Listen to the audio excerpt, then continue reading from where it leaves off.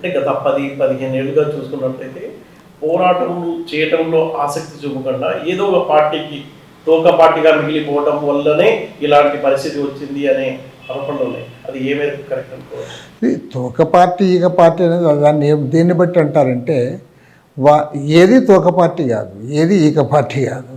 ఇప్పుడు భారతీయ జనతా పార్టీ ఉంది, కేంద్రంలో అధికారంలో ఉంది. అది అవునన్నా కాదన్నా ఇప్పుడున్న పరిస్థితులు పెద్ద పార్టీ.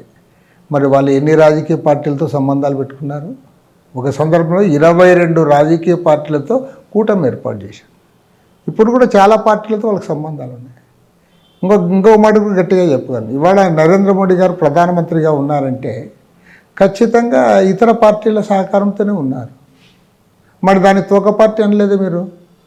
కాబట్టి ఏమంటే ఏది ఎవరికి తోక, ఇప్పుడు అదే నేను అనేది ఏమంటే భారతదేశంలో ఉన్నటువంటి ఈ ఎన్నికల వ్యవస్థలో నీవు కూడా సీట్లు గెలవాలి, చట్టసభలలో ప్రాతినిధ్యం ఉండాలి, అసెంబ్లీలో ఎమ్మెల్యేలు ఉండాలి, పార్లమెంట్లో ఎంపీలు ఉండాలి అన్నప్పుడు ఏ పార్టీ అయినా సర్దుబాటు చేసుకుంటుంది. ఇప్పుడు కాంగ్రెస్ పార్టీ ఉంది, కాంగ్రెస్ పార్టీ వేరే పార్టీలు సర్దుబాటు చేసుకోదా? సర్దుబాటు చేసుకుంటుంది. అదేవిధంగా కమ్యూనిస్ట్ పార్టీ కూడా ఎన్నికల్లో మేము సర్దుబాటు చేసుకుంటాం.